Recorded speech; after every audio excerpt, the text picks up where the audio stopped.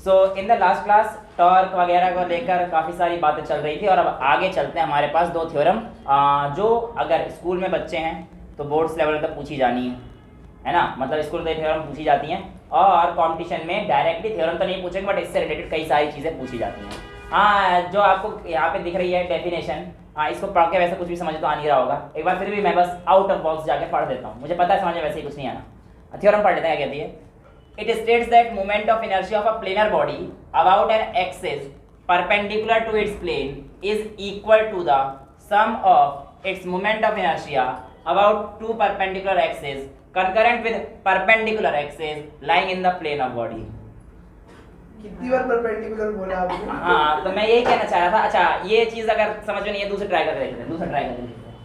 Moment of inertia of a body about any axis is equal to sum of moment of inertia of a body about a parallel axis passing through its center of mass and the product of its mass and the square of the distance between the two parallel axes. End सुनाई दिया। या तो मेरी English ज़्यादा अच्छी हो गई थी या तो मैं फिजिक्स बिल्कुल नहीं आती। वैसे दोनों ही बात ठीक है। चलो पहली बात थोड़ी गलत हो सकती है पर दूसरी बात तो बिल्कुल सच है ना, फिजिक्स कम ही आती है, वैसे ही फिजिक्स टफ लगती है। खैर एक काम करते हैं, इसको गोली मारता हूँ अभी डेफिनेशन को। मैं तुम्हें एक चीज़ समझाता हूँ, उसके बाद दोबारा से इस डेफिनेशन पढ़ूंगा, फिर बताना तुम्हें एक एक लाइन समझ में आई या नहीं आई। ट्राई करें। ओके, लेट्स से मेरे पास कोई एक ऐसी बॉडी है जो इर्रेगुलर शेप की है, फिक्स शेप नहीं है, ठीक है। अब मैं एक पॉइंट ले लेता हूँ यहाँ पर ओ, कोई मैंने एक पॉइंट ले लिया ओ, इधर की तरफ मेरा एक्स एक्सिस, इधर की तरफ मेरा एक्स एक्सिस, इधर की तरफ मेरे पास जेड एक्सिस और बाहर की तरफ मेरा वाई एक्सिस आ रहा होगा। लेट्स से आपका वाई एक्सिस जो है मेरा इधर की तरफ आ गया, सॉरी जेड बना दिया, ये वाई एक्सिस, एक्स वाई है कोई सा लिख सकते हो, कोई परेशानी नहीं है, बस तीनों आपस में क्या होनी चाहिए, कोई बात नहीं, एक ही बात है। बच्चे कह रहे सर ये वाला वाई लिखो ये वाला जेड, अरे कुछ भी लिख लो, इससे क्या फर्क पड़ रहा है, तीनों परपेंडिकुलर चाहिए। किताब में लिखा रहता है, तुम किताब देखोगी ना अपनी बेटा, जितनी तुम किताब जो आपके रिफ्रेशर्स वगैरह आप यूज़ करते हैं तो उसमें क्या है कि आपको ऐसे दे रखा होता है, तो आप कंफ्यूज ना हो इसलिए लिखते हैं, वरना कोई प्रॉब्लम नहीं आएगी, किसी को भी वही सा लिख सकते हैं। बट आप किताब में जाओगे फिर कहोगे सर इसमें ऐसे लिखा है, आपने जेड वहाँ लिखा है, इसलिए जो तुम रिफ्रेशर यूज़ करते हो मेजरली जो बुक्स हैं उसके हिसाब से मैंने आपको लिख दिया है, ठीक है। Well coming to the point ये था कि अब यहाँ पर मैं एक पॉइंट मान लेता हूँ, ये वाला पॉइंट मैं मान लेता हूँ। अच्छा, अब मेरे पास दो प्लेन है एक्स और वाई प्लेन, मतलब अगर एक्स प्लेन है और ये वाई प्लेन है, ठीक है, और ये पार्टिकल कहीं पे यहाँ पे रखा हुआ है, ठीक है, तो ये एक्स से इतनी दूरी पर है, वाई से इतनी दूरी पर है और जेड से इतनी दूरी पर है, राइट। अब मैं आपसे कहता हूं कि let I X be the moment of inertia along O X, I Y and I Z be moment of inertia along OX, OY and OZ। अब हम लोग मोमेंट ऑफ इनर्शिया पढ़ चुके हैं, I equals to M R square, rod की M L square by 12, centre से करेंगे तो 12, साइड से करेंगे तो 3, डिस्क की M R square by 2, ring का एम आर स्क्वायर, ये सारी चीज़ हम लोग देख चुके हैं, उन्हीं को यूज़ करने जा रहे हैं। मैं क्या कह रहा हूँ कि आई एक्स, आई वाई और आई जेड मेरे पास moment of inertia along O X, O Y और ओ, ठीक है, ओके। अब मैं आपसे अगर एक चीज़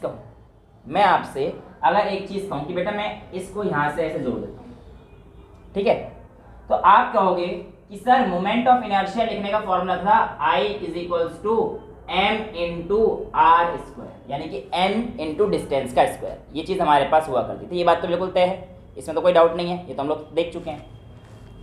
अब I is equals to M R square, ठीक है, मैं कहता हूँ इस x एक्सिस के लिए I X is equals to M R हटा के एम एक्स स्क्वायर लिख दूं, भाई आई एक्स एक्सिस के लिए एम एक्स स्क्वायर लिख दूं।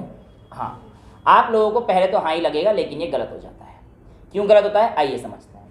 एक्चुअल में किताब में भी लिखा रहता है I X is equals to M times Y square and I Y is equals to M times X square, but ऐसा क्यों? एंड आई जेड ये जो लिखा जाएगा ये आपको मिलेगा m times of R square. ये बड़ी दुविधा थी बच्चों के मन में, रहती भी है कि सर x एक्सिस पे तो आई एक्स लिख रखा है और m एक्स स्क्वायर ना दे के वाई स्क्वायर दे रखा है, ऐसा क्यों? हमने तो आज तक ये पढ़ा है कि इस एक्सिस पे नहीं बेटा, ऐसे नहीं देखना, देखना कैसे है, इसको गोली मार देता हूँ अभी के लिए, वैसे तुम्हें यहाँ से ही समझ में आ जाएगा, बट तुम्हें और छोटा तरीका दिखा देता हूँ। ये देखो, मान के चलो ये तुम्हारे पास एक्स एक्सिस, बेटा जैसे तुम चाहते हो वैसे बना रहा हूँ, ठीक है। ये आपके पास एक्स एक्सिस है और ये आपके पास वाई एक्सिस है, ठीक है, समझ आ रहा है। अब मैंने जैसे यहाँ पे एक पॉइंट रखा, ये पॉइंट यहाँ पर रख दिया, क्लियर है, इसमें तो कोई डाउट नहीं है। अब ये वाला पॉइंट इस एक्स एक्सिस से कितनी दूर है, वाई दूर है या एक्स दूर है, बताओ, वाई दूर है ना। तो यानी कि अगर मुझे एक्स एक्सिस पे कोई कोऑर्डिनेट देना पड़ेगा तो किसके रेस्पेक्ट में दूंगा मैं, वो वाई के रेस्पेक्ट। इसलिए जब मैं आई एक्स लिख रहा हूं तो वो एम वाई स्क्वायर के रेस्पेक्ट लिख रहा हूं। सिमिलरली ये वाला पॉइंट वाई से कितनी दूर है, वाई एक्सिस से एक्स डिस्टेंस की दूरी पर है, इसीलिए मैं जब आई वाई लिख रहा हूं तो ये एम एक्स। और यानी कि अब देखो ध्यान से, मैं इसको ऐसे बना दूं,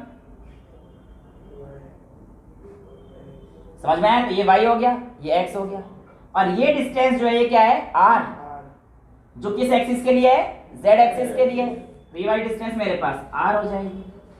ये इक्वेशन फर्स्ट मान लेता हूं मैं, ये इक्वेशन सेकंड मान लेता हूं, ये इक्वेशन सेकंड। एक्चुअल में जो आई जेड है मेरी मेन एक्सिस है, क्योंकि आर नेट वैल्यू तो मेरे पास आर है ना, नेट वैल्यू तो मेरे पास आर है बेटा, और इस आर के अलॉन्ग जो मेरे पास आया है वो आई जेड आया है, I Z is equal to M R square, right. अच्छा, अब मैं on adding equation first and second, अगर मैं इन दोनों को ऐड कर देता हूं तो मेरे पास क्या आ जाएगा बेटा, I X plus I Y is equals to M Y square plus M times of X square.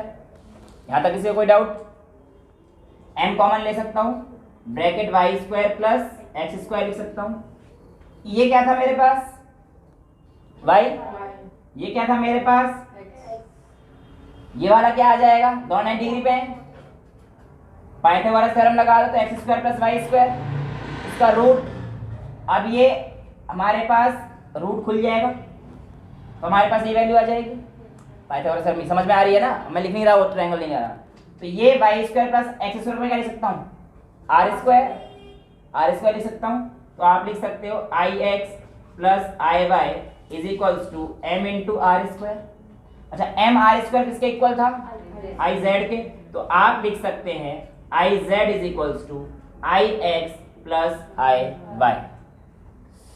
एक काम करते हैं, यहां पे वापस आते हैं। It states that moment of inertia of a planar body, बेटा प्लेनर बॉडी से इसका मतलब रहता है कि ये थ्योरम एप्लीकेबल है for two dimensional bodies, 2D body के लिए। प्लेनर का मतलब यही हुआ ना, for a planar body about an axis perpendicular to its plane. ये एक प्लेनर बॉडी थी, मोमेंट ऑफ इनर्शिया ऑफ ये मोमेंट ऑफ इनर्शिया जो इस ऐसे मान के चलो, ऐसे प्लेनर बॉडी है और इसके परपेंडिकुलर ये लाइन जा रही है बीच में से, जेड वाई लाइन जा रही है, समझ में आ रहा है भाई। ये एक बॉडी और यहां से हमारे पास लाइन जा रही है जो कि परपेंडिकुलर है उस प्लेन के, ठीक है, perpendicular to its plane is equal to I Z is equal to sum of its moment of inertia, sum of its moment of inertia of two perpendicular axis. दो परपेंडिकुलर एक्सिस मतलब X and Y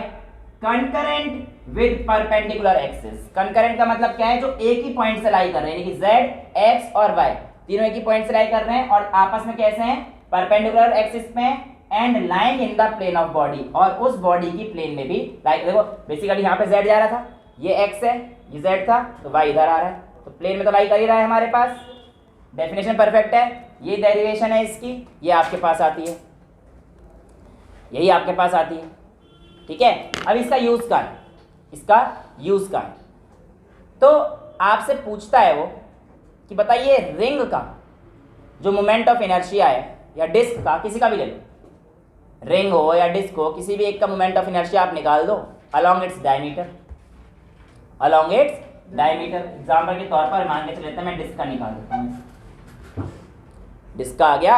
अब disc का जो तुम लोग निकालते थे वो जेड एक्सिस पर निकालते थे, लेकिन इस बार वो कह रहा है कि आपने ये लो वाई एक्सिस ऐसे गई, एक्स एक्सिस ये एक्स एक्सिस गई, ये वाई एक्सिस गई, तुम्हारी मर्जी कैसे निकाल दो भाई। जेड के अलॉन्ग फिक्स है, जेड के अलॉन्ग डिस्क का मोमेंट ऑफ इनर्शिया फिक्स होता है, कितना होता है, mr square by 2, mr square by 2 होता है। तो आप कह सकते हो कि sir using perpendicular axis theorem मैं कह सकता हूं I Z is equals to I X plus I Y, और आई जेड की वैल्यू मेरे पास कितनी आती है डिस्क के लिए, ये डिस्क है, M R square by 2 is equals to I X plus I Y. अब बेटा अगर मैं ध्यान से देखूंगा तो ये आई एक्स और आई वाई एक ही डायमीटर है, हर जगह सेम है, सिमेट्री होने की वजह से, क्योंकि हर पॉइंट पे सिमेट्री है ना। ये डिस्क तो यहाँ पे तो अलग अलग हो सकता है, चल प्लेन यहाँ पे कुछ ऐसा हो, चौड़ा इधर हो, लेकिन डिस्क तो हमारे पास पूरा सिमेट्रिकल है। तो जो अगर एक्सिस से पास कर रहा होगा उसके डायमीटर से, इस पॉइंट से, तो ये तो हर जगह सेम होगा, जैसा एक्स होगा वैसा ही वाई होगा। तो आप चाहो तो इसे आई एक्स और आई वाई को आप आई वाई लिख दो, 2 times of I Y, I X equals to I Y due to symmetry. तो आप कह सकते हो M R square by 2 is equals to times of I Y, और I Y is equals to M R square by 4।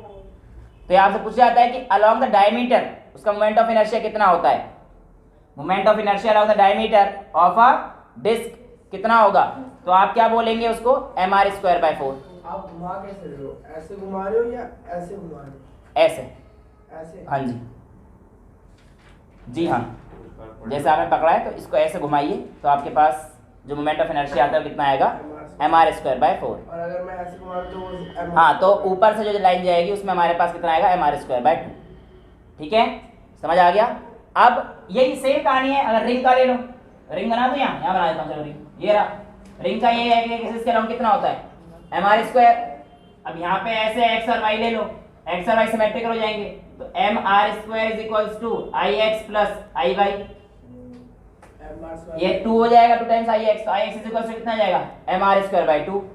तो ring का diameter के around कितना आ जाएगा हमारे पास, एम आर स्क्वायर बाय 2। ठीक है, समझ में आ गया। तो इस तरीके से हमारे पास ये परपेंडिकुलर एक्सिस थ्योरम होती है। अब आते हैं आगे की तरफ, कौन सा, पैरेलल एक्सिस थ्योरम।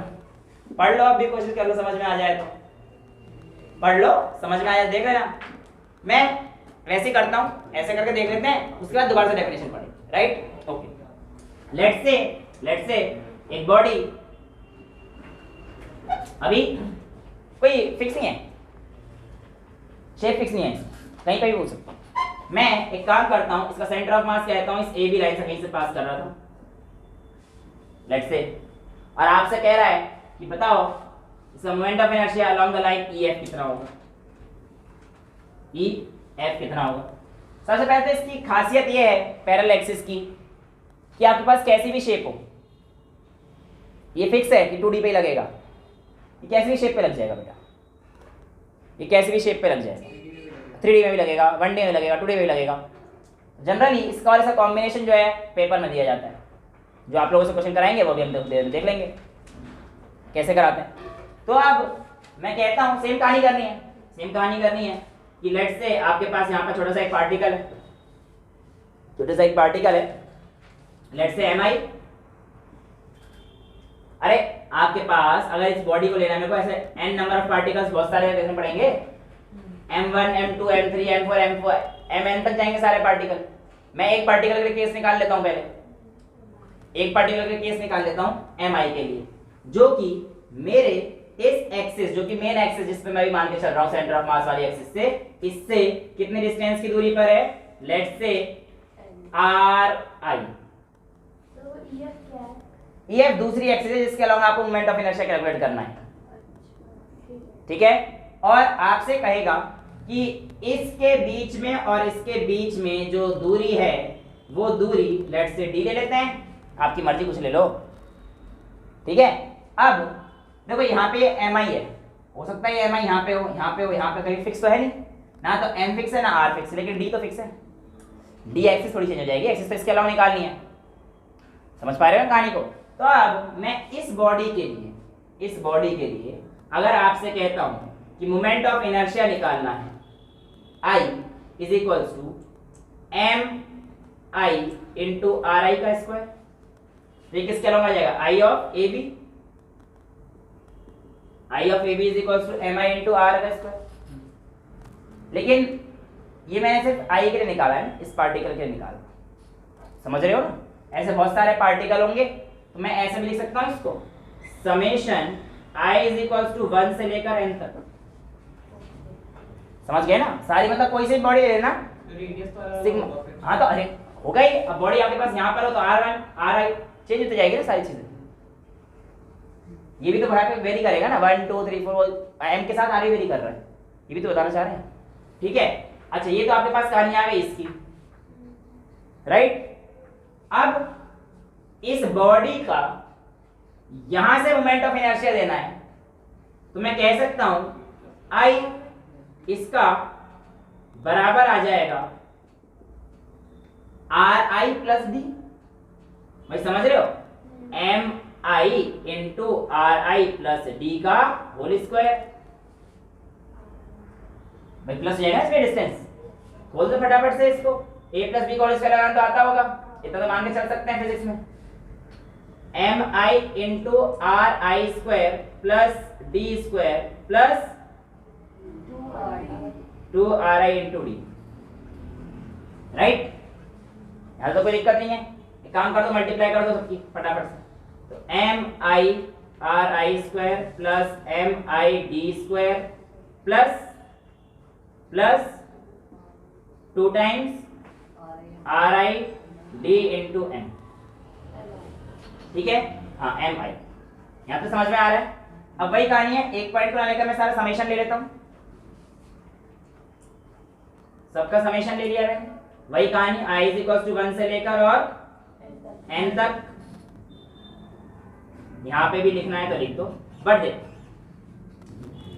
कुछ जगह पर आपको दिखेगा कि ये 0 है, कुछ जगह पर आपको दिखेगा कि ये वैल्यू 0 है। एक्सप्लेनेशन हो सकता है वो कंफ्यूज करे, लेकिन मैं आपको कई एक्सप्लेनेशन हो सकते हैं इसका, 2-3 एक्सप्लेनेशन है, मैं आपको एक एक्सप्लेनेशन यहाँ पे दे देता हूँ क्यों 0 होता है ये वाली वैल्यू। मेरी एक जरा बात ध्यान से सुनना कि अगर मेरे पास एक बॉडी है, उसके सेंटर ऑफ मास से, उसके सेंटर ऑफ मास पर से नहीं, सेंटर ऑफ मास पर टॉर्क कितना होता है? 0। पहले भी समझाया था मैंने, टॉर्क का क्वेश्चन कराया था कि उसके सेंटर ऑफ मास जो लाइन पास करेगी वहां पे टॉर्क कितना होगा? 0 होगा। ये बात तो परफेक्ट है। अच्छा इसमें मैं ऐसे लिख दूं, m डायरेक्ट लिख दूं इसको, MRI समेशन m का करूंगा तो क्या आ जाएगा? m, और r का करूंगा तो मेरे पास क्या आ जाएगा? MR square. ठीक है, तो मैं डायरेक्ट ऐसे लिखता हूं m इंटू RI स्क्वायर, और ये वैसे तो MD स्क्वायर लिख देता हूं डायरेक्ट, समझ गए ना, m को MD स्क्वायर लिख देता हूं plus m into D square. अब प्लस इसको मैं क्या कह रहा हूं, टॉर्क की वैल्यू क्या होती है बेटा? R क्रॉस F बराबर क्या होता है? m इंटू जी, m इंटू जी, ये बात तो मानते हो, m इंटू जी इंटू R आ जाएगा। तो इसकी जगह पर अगर मैं यहां पर आपसे कह रहा हूं कि टॉर्क जो है वैल्यू मेरे पास क्या रहती है? 0। टॉर्क जब हमारे पास सेंटर ऑफ मास पे रहता है तो उस पर पे हमारे पास टॉर्क क्या रहती है? 0 रहती है। तो यानी कि इसकी वैल्यू जो आएगी mg क्रॉस r, इसकी वैल्यू 0 आएगी, क्योंकि बॉडी के सेंटर ऑफ मास पे टॉर्क होता है वो कितना होता है? 0 होता है। अच्छा ये बात आपकी मैं मान तो लूंगा, ऐसा करता हूं यहां से एक चीज कॉमन निकाल लेता हूं, 2 तो चेंज होना नहीं है ना, d चेंज होना, चेंज क्या होना है? r i और m i। भाई r यहां पे रहो तो r चेंज हो जाएगा, m यहां पे रहो तो कुछ ना कुछ चेंज होगा, तो 2d तो बाहर आ जाएगा, समेशन में जो आएगा वो हमारे पास क्या बचेगा? ri इंटू एम आई। अच्छा यहां पर देखो ये भी वही है, एम आई और ri के लिए केस निकाल रहा हूं, किसी के लिए निकाल सकता हूं। अब mg इंटू r 0 हो रहा है, बात ठीक है, लेकिन क्या छोटा g कभी 0 हो सकता है? कभी नहीं हो सकता, इसकी तो वैल्यू फिक्स है ना। इसका मतलब छोटा g can never be 0। Normal case में जब हम लोग इसमें काम कर रहे हैं यहाँ पे 0 नहीं हो सकता, ऐसे चेंज होता रहता है, हम देखेंगे ग्रेविटेशन में।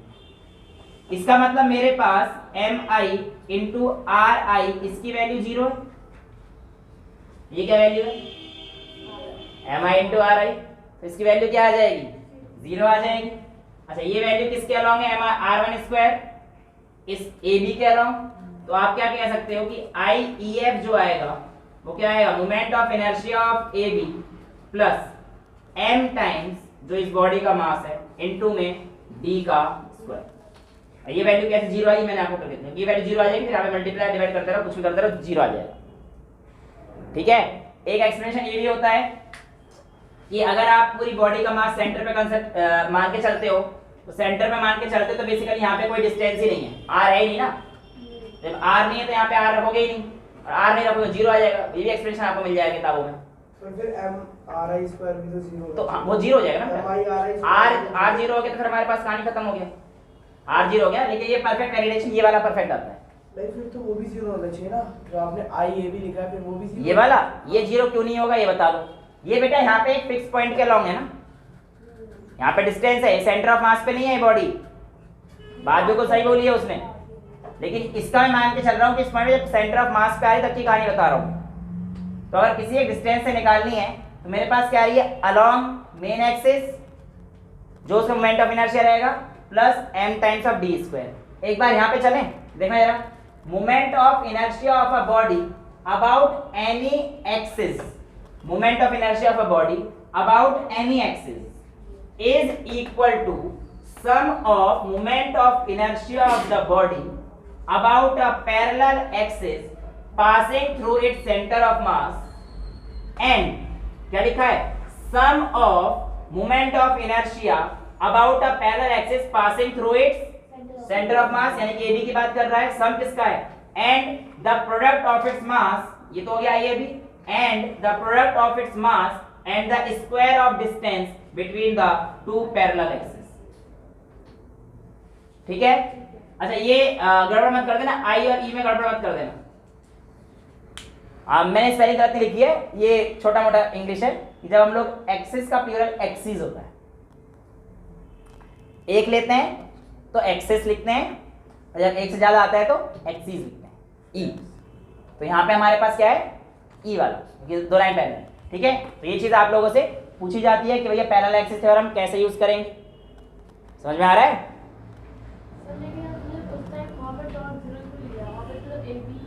सेंटर ऑफ मास पे कंसीडर करके रखा है, सेंटर ऑफ मास पे हमारा टॉर्क हमेशा क्या आता है, 0 आता है। AB का मास और सेंटर ऑफ मास, हाँ तो फिर उसके केस में ले रहे हैं जब हमारे पास यहाँ पे पहुंचेंगे। इसके केस में अगर हमारे पास हाँ सेंटर ऑफ मास पे जो आएगा उस समय पर टॉर्क 0 होता है। अगर आप सेंटर ऑफ मास पे ले रहे हो हाँ तो उसके हिसाब से ri डिस्टेंस नहीं है। हाँ देखो, ओके ओके ओके, मतलब आपके हिसाब से या तो ये भी 0 करो हाँ या फिर आप ये भी 0 मत करो। हाँ क्योंकि वो भी 0 होना चाहिए। ओके सुनो बेटा, ये वाला जो कंडीशन लिया गया है ये एक पर्टिकुलर स्पेसिफिक पॉइंट के लिए लिया गया है, और ये वाली जो कंडीशन है जनरलाइज कंडीशन है जिसमें हम लोग सारी बॉडी का मान के चल रहे हैं कि क्योंकि ये पॉइंट तो मेरे को पता है ना कि इस पॉइंट से मेरा कितनी दूर होगा। एक फिक्स पॉइंट अगर मैं वहां पे लेता हूं तो मेरा सेंटर ऑफ मास से कितनी दूर है मेरे को पता है, लेकिन एक पूरी बॉडी का जो मास है वो मैं कहां पे मानूंगा, उसके सेंटर पे, और उस जगह पर जो मैंने टॉर्क लिया वो 0 ले सकता हूं, ये नहीं ले सकता। Got it, clear confusion, Sprite की तरह है ना, स्प्राइट क्या डालता ना इसमें, नो कंफ्यूजन ग्रेट कॉप, हाँ क्लियर है, स्प्राइट क्लियर है। अरे वो बिंगो का ऐड आता था, नो कंफ्यूजन ग्रेट कॉम्बिनेशन का ऐसा कुछ था। चलो खैर इतना नोट करो, फिर मैं इसके एग्जांपल्स और कुछ क्वेश्चंस कराता हूं। सो दोनों थ्योरम देखने के बाद एक छोटे मोटे क्वेश्चन से शुरुआत कर लेते हैं। चिट्ठी की फोटोकॉपी दे देना मेरे को। अच्छा मैं नोटिस बोर्ड लगा के उसके लगा दूंगा। अच्छा तो कहने का मतलब है, हाँ जिस चिट्ठी पे मैंने आपके सारे मोमेंट ऑफ इनर्शिया लिखे थे, अरे वो बात नहीं, ये गंदी गंदी बातें करते हैं, सब वीडियो में रिकॉर्ड हो रहा है। चलो इधर देखो, यहाँ पर हमारे पास क्या है कि एक सॉलिड स्फीयर है, और इस सॉलिड स्फीयर का आपके पास यहाँ से एक एक्सिस जा रही है, ठीक है, जो कि हमारे पास एक डिस्टेंस है r डिस्टेंस की दूरी पर है। जो एक्सिस है वो कितनी दूर है, r डिस्टेंस की दूरी पर है, और आपको बताना है कि इसका मोमेंट ऑफ इनर्शिया कितना होगा। एक क्वेश्चन ये तो लल्लू सा है। अच्छा दूसरा आपसे कहता है कि आपके पास 2 rods are of uniform mass and length are placed such that they are perpendicular to each other. 2 rods are placed such that they are perpendicular to each other. Rods are uniform, mass m and length l, दोनों rod बिल्कुल same है। ठीक है, आपसे कहता है find the moment of inertia of the combination from the farther end of first rod. कहने का मतलब क्या है, देखो फर्स्ट वाली कौन सी है? ये आपके पास एक रॉड है और दूसरी रॉड इस तरीके से रखी गई है कि क्या इसके परपेंडिकुलर है, तो इसने बोल रखा है ऐसे, यानी कि ये रॉड जो है हमारे पास कुछ इस तरीके से रखी गई है ना, समझ गए। और आपसे कह रहा है मोमेंट ऑफ इनर्शिया आपको बताना है इस पॉइंट, इस रॉड की वजह से और इस रॉड की वजह से, इस पे जो मोमेंट ऑफ इनर्शिया आएगा वो कितना आएगा, ये आपको बताना है। क्वेश्चन समझ में आ गया। तीसरा क्वेश्चन जो आपसे कहता है, इसी रॉड से रिलेटेड है, वो ये कहता है कि आपके पास एक वॉल मान लेते हैं, एक वॉल मान लेते हैं और इसके एक एंड से हमारे पास ये हिंज है, ठोक रखा है, लेकिन ये एंड हमारे पास अभी फ्री है। ये एंड मेरे पास क्या है, अभी फ्री है। इस पर मैं फोर्स लगा रहा हूं यहां से ऐसे, जो कि इस रॉड के साथ 45 डिग्री का एंगल बना रहा है। कितने, चलो 30 डिग्री दे देते हैं, हाँ आसान हो जाएगा। 30 डिग्री का एंगल बना रहा है। क्या टांग रहे हो? टांग कुछ नहीं रहा बेटा, मैं फोर्स लगा रहा हूं इस पे 30 डिग्री के एंगल से इस लाइन के अराउंड। ठीक है, आपको बताना है कि ये रॉड जब नीचे गिर रही होगी, तो इसका एक्सेलरेशन कितना होगा, इसका ओमेगा कितना होगा। ठीक है, क्वेश्चन समझ में आ गया। फोर्स लग कैसे रहा है? लगा रहा हूँ ऐसा, भाई इस पे मैं ऐसे लगा रहा हूँ, वो इतना कम लग रहा है कि ये नीचे रॉड गिर रही है। तो झुकी हुई है। यहाँ से झुकी हुई है बेटा, कैसी बातें कर रहे हो, ये यहाँ पे ऐसे पकड़ रखी है, यहाँ से बोल रहा है गिर रहा है ना, ऐसे वाली कहानी। ये फिक्स है ये वाला एंड, तो घूमेगी तो इसके अकॉर्डिंग। ये देख, अब ये वाली जो यहाँ पे मैं फोर्स लगा रहा था, ये किस एंगल पे लगा रहा था, इससे 37 डिग्री के एंगल पे लगा रहा था, इस लाइन के, हाँ 30 डिग्री पे। तो बता दो भैया कहानी। जिन बच्चों का हो गया है ठीक है, जिनका नहीं हुआ यहाँ पर देखने सारे। ये तो बिल्कुल सिंपल सा क्वेश्चन था, इसमें तो आपको सॉलिड स्फीयर मैंने एंड दे दिया था। तो सॉलिड स्फीयर था, तो यहाँ पे आप एक लाइन बना सकते थे और इस लाइन के एक्सिस के अलोंग सॉलिड स्फीयर का जो MOI होता है, मोमेंट ऑफ इनर्शिया, कितना होता है 2/5 mr²। तो 2/5 mr² होता है इसका। Using parallel axis theorem, parallel axis theorem को यूज करते हुए हमने क्या बोला था कि किसी भी बॉडी का इसके अलोंग, यानी कि EF इसको मान लेता हूँ इस बार और AB इसको मान लेता हूँ। तो याद करो IEF क्या बोला था, IEF बराबर आ जाएगा IAB plus m times d² आया था, md² आया था ना, तो प्लस m इंटू डी की जगह इस बार क्या है r²। IAB moment of inertia of AB के अलोंग क्या होता है इसका 2/5 mr² प्लस mr², तो 1/5 5 प्लस 2 7, 7/5 mr² इसका आ जाएगा। ठीक है, ये वाला क्वेश्चन। अच्छा, इस क्वेश्चन को देखिए, इस क्वेश्चन को भी ऐसे ही करना था, दिमाग लगाना था बस एक, क्या 2mr²। नहीं, अब भी गलत है। अच्छा देखिए, इधर मैंने इस पॉइंट के अलोंग बोला था, तो आपको पता है कि इस पॉइंट के अलोंग अगर मैं एक लाइन खींच देता हूं तो भैया ये मेरे पास रॉड का एक एंड हो जाएगा। और आप लोगों को ये चीज पता रहनी चाहिए कि किसी भी रॉड के सेंटर ऑफ मास से पास होने वाली एक्सिस के अलोंग जो आपका मोमेंट ऑफ इनर्शिया होता है वो आता है m/12 ml²/12 मतलब। ठीक है, और जो इस एक्सिस के अलोंग कॉर्नर वाली क्या आता है वो आता है ml²/3, है ना। यानी कि ये कहां से पास हो रही है, इसके कॉर्नर से, यानी कि इस एक्सिस के अलोंग जो आपके पास आएगा वो कितना आएगा ml²/3। तो जो मेरे पास कहानी थी वो इसकी तो ही आ जाएगी, लेकिन हमें कोऑर्डिनेशन जो पूछा था वो दिया था इसका कंबाइन करके, जैसे कंबाइन कर दिया था ना, तो यानी कि अब सिंपल सी बात तो ये नहीं रहने वाली है। अब मेरे को क्या करना पड़ेगा, इस एक्सिस के अलोंग जो कि पैरेलल, देखो यहाँ पे कहानी कब ला सकते हैं, पैरेलल एक्सिस थ्योरम की बात इंपॉर्टेंट है, आप समझो। यहाँ पे मैंने क्वेश्चन देने का एक नतीजा ये भी था कि आपको 2-3 चीजें और बतानी है। क्या कि ये थ्योरम तभी ला सकती है जब आपके पास दो लाइन पैरेलल हो, और दूसरी चीज जो डिस्टेंस हो इन दो लाइन के परपेंडिकुलर। ठीक है, अब यहाँ पर आपको क्या करना था, जो इस लाइन का सेंटर ऑफ मास बनेगा इस रॉड का, इससे अगर एक लाइन बनाओगे तो ये लाइन जो है इसके क्या बन जाएगी, पैरेलल बन जाएगी। इसके एंड से लेना था ना, कहीं से भी ले लो, इसके सेंटर ऑफ मास से पास करनी चाहिए। ये कंडीशन जरूरी है कि बॉडी में से एक एक्सिस के सेंटर ऑफ मास से पास करनी चाहिए। तो इस बॉडी में यहाँ तो करी नहीं, इसका मतलब दूसरी जो लाइन है वो इस वाली बॉडी के एक्सिस से पास करनी चाहिए। अब इन दोनों के बीच का परपेंडिकुलर डिस्टेंस आपको निकालना था। परपेंडिकुलर डिस्टेंस मेरे हिसाब से तो ये आ जाएगा, जैसे सेंटर ऑफ मास पे लाई करेगा, ये परपेंडिकुलर डिस्टेंस हो गया, परफेक्ट है। अच्छा, ये डिस्टेंस कितनी हो जाएगी इसके सेंटर ऑफ मास पे, तो L/2, और ये डिस्टेंस कितनी हो जाएगी हमारे पास, L हो जाएगी। ठीक है, इस रॉड की वजह से, अब रॉड 1 इसको मान लेता हूं मैं, ये रॉड 2 इसको मान लेता हूं। पहली वाली रॉड की वजह से जो मोमेंट ऑफ इनर्शिया आएगा वो कितना आएगा बेटा? सिंपल सी बात है, इस पॉइंट के अलोंग ml²/3, ये तो पहली वाली रॉड की वजह से आया। लेकिन दूसरी वाली रॉड की वजह से जो मेरे पास आएगा वो ये वाला पॉइंट, मतलब जो इस रॉड का होगा भाई, इसके इस पॉइंट के अकॉर्डिंग आएगा ना, तो कितना आ जाएगा मेरे पास? प्लस ml²/12 प्लस, अब यहाँ पे जो परपेंडिकुलर डिस्टेंस है वो ये है, इसको कैसे निकालोगे? पाइथागोरस थ्योरम से, भगवान ने सब ये किया। ठीक है। पर L पूरा ले लिया। अच्छा, l/2 और l को प्लस कर देंगे तो कितना आ जाएगा? √l² प्लस l/2 का स्क्वायर, पाइथागोरस थ्योरम। तो इसमें ये आएगा ना हमारे पास √l² प्लस l/2 का होल स्क्वायर, ये कहानी आएगी। समझ में आ रही है कहानी?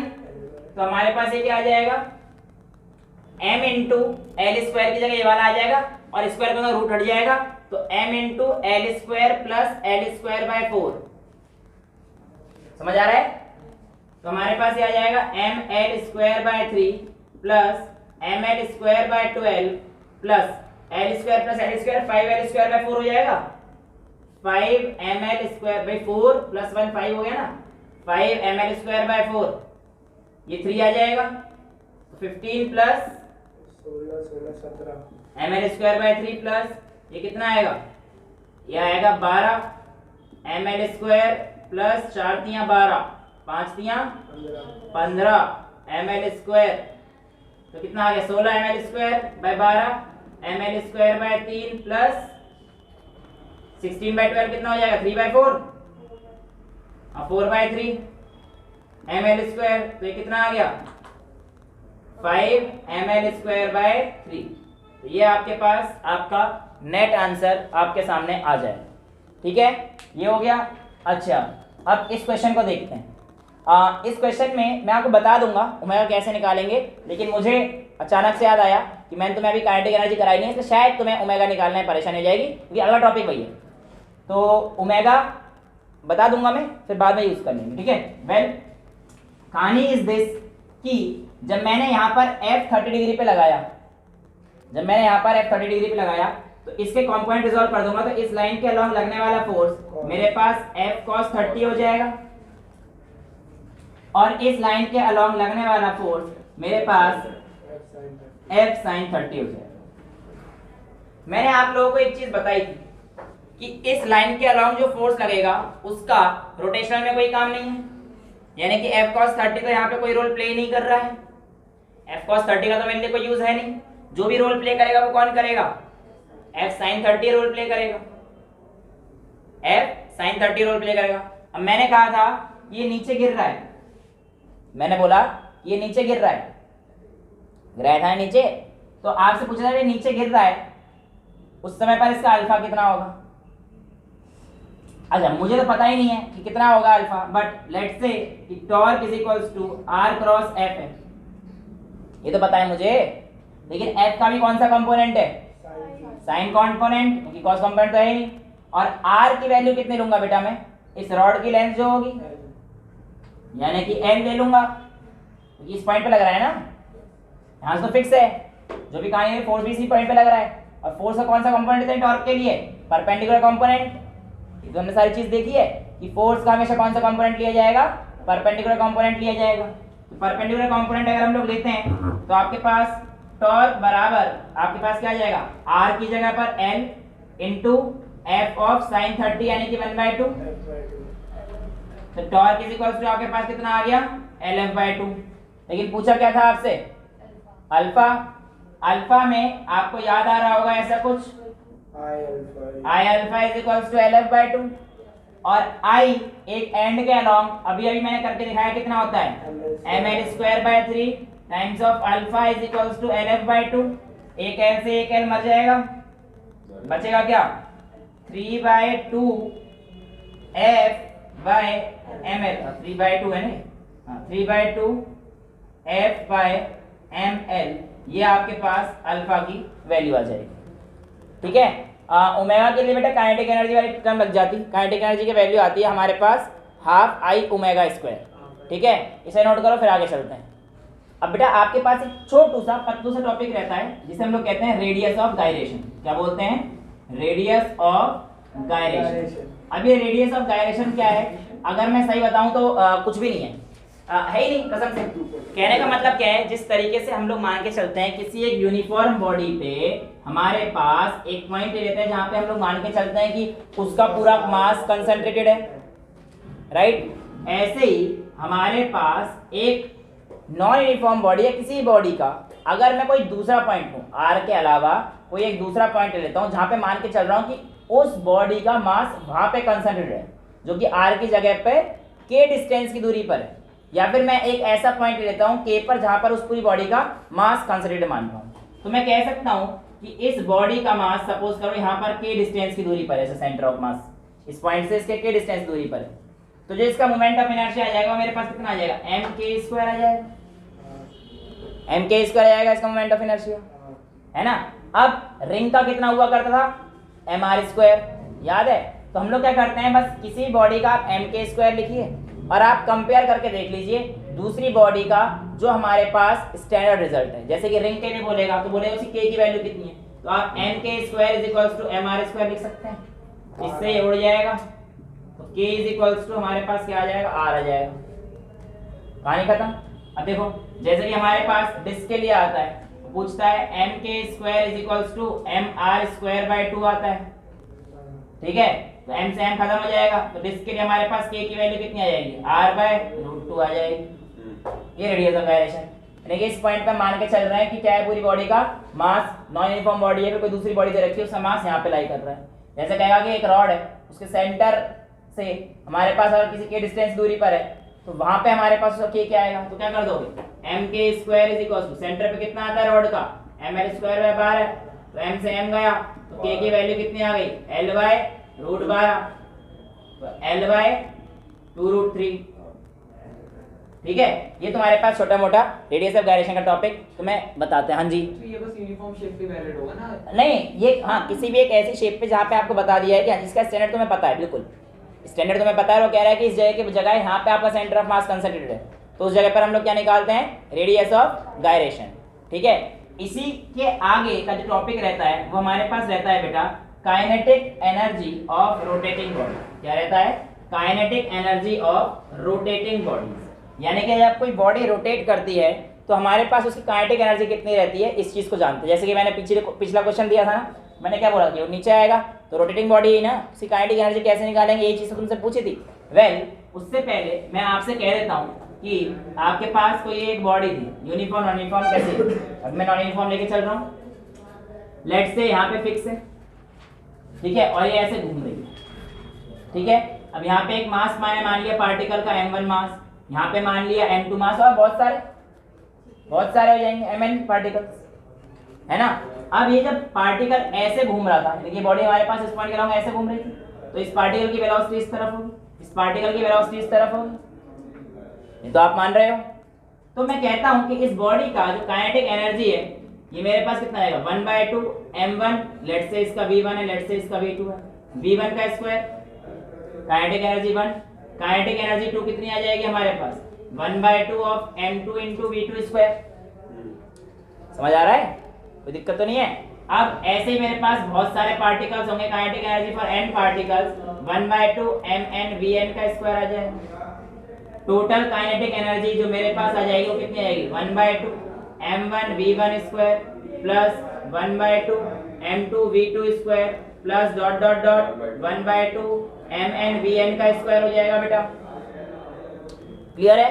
यहाँ तो कोई दिक्कत नहीं है। अच्छा, अगर ऐसा हो गया है तो आप एक चीज कह सकते हैं कि v बराबर हमारे पास होता है r ओमेगा। बेटा याद रखना, v हमारे पास लीनियर वेलोसिटी है और ओमेगा हमारे पास एंगुलर वेलोसिटी है। और एक चीज जो मैंने आपको पहले भी बता रखी है, क्या कि बॉडी की लीनियर वेलोसिटी हर पॉइंट पर चेंज होती है, लेकिन बॉडी की एंगुलर वेलोसिटी पूरे रोटेशन मोशन के दौरान कांस्टेंट रहती है। यानी कि अगर v r ओमेगा एक जनरलाइज टर्म है, तो इस पार्टिकल के लिए अगर मैं v1 लिखूंगा तो मैं इसे r1 टाइम्स ओमेगा 1 नहीं लिखूंगा, मैं क्या लिखूंगा? r1 टाइम्स ओमेगा, ये ओमेगा कांस्टेंट है। Similarly v2 is equals to r2 times of omega, यानी कि ओमेगा 1 ओमेगा 2 चेंज नहीं होंगे आपके। ओमेगा तो कांस्टेंट है ना, वो एंगुलर वेलोसिटी है, वो चेंज नहीं होगी। ये क्वेश्चन से भी कराया था आप लोगों को प्रैक्टिस क्वेश्चन में, है ना, जो क्वेश्चन आया था आप लोगों का न्यूमेरिकल जो भी कर रहे थे आप क्वेश्चन उसमें था ये। तो ये कॉन्सेप्ट वहां पे भी हुआ था। वेल आगे बढ़ते हैं, तो मैं यहाँ पे बी की जगह पर कर सकता हूँ हर बार आर स्क्वायर ओमेगा स्क्वायर, तो हमारे पास ये आ जाएगा 1/2 m1 r1 square omega square plus 1/2 m2 r2 square omega 2 square omega square plus dot dot dot 1/2 mn rn square omega square. 1/2 omega square को मैं कॉमन ले सकता हूँ बाहर क्योंकि सब में आ रहा है, तो काइनेटिक एनर्जी मेरे पास कितनी आ जाएगी 1/2 ओमेगा स्क्वायर बाहर ले लीजिए, यहाँ पे क्या आ जाएगा m1 r1 square plus m2 r2 square plus dot dot dot mn rn का स्क्वायर। क्लियर है? ये क्या दिख रहा है तुम्हें पूरी बॉडी का? mr स्क्वायर क्या होता है इस बॉडी का? MOI moment of inertia. तो यानी कि आप इस जगह पर क्या लिख सकते हो I, तो आपके पास काइनेटिक एनर्जी कितनी आ जाएगी 1/2 ओमेगा स्क्वायर इंटू I। तो काइनेटिक एनर्जी का फॉर्मूला क्या होता है 1/2 I ओमेगा स्क्वायर। क्लियर है? अच्छा अब उससे याद करके देखें हम लोग, जो हमारे पास वो आता है फॉर्मूला 1/2 mv स्क्वायर से, चेक करें कि हमारी बात सही है। बिल्कुल सही है। एनालॉजी देखो जरा, 1/2 इसको ऐसे लिख दो I ओमेगा स्क्वायर। मैंने क्या बोला था कि आपके पास जो मास का काम लीनियर के केस में करेगा, यहाँ पर mr स्क्वायर करेगा यानी कि I करेगा, बिल्कुल परफेक्ट है। और जो काम लीनियर में आपके पास लीनियर वेलोसिटी करती है, यहाँ पे ओमेगा करती है, तो यानी कि ये भी हमारे पास बिल्कुल परफेक्ट है। ठीक है, इतना समझ में आया? इतना नोट कीजिए। फिर इसके बाद इसके क्वेश्चंस और टॉर्क वगैरह के जो टॉपिक हैं वो हम लोग अगली क्लास में करेंगे। That's all for today. Thank you so much.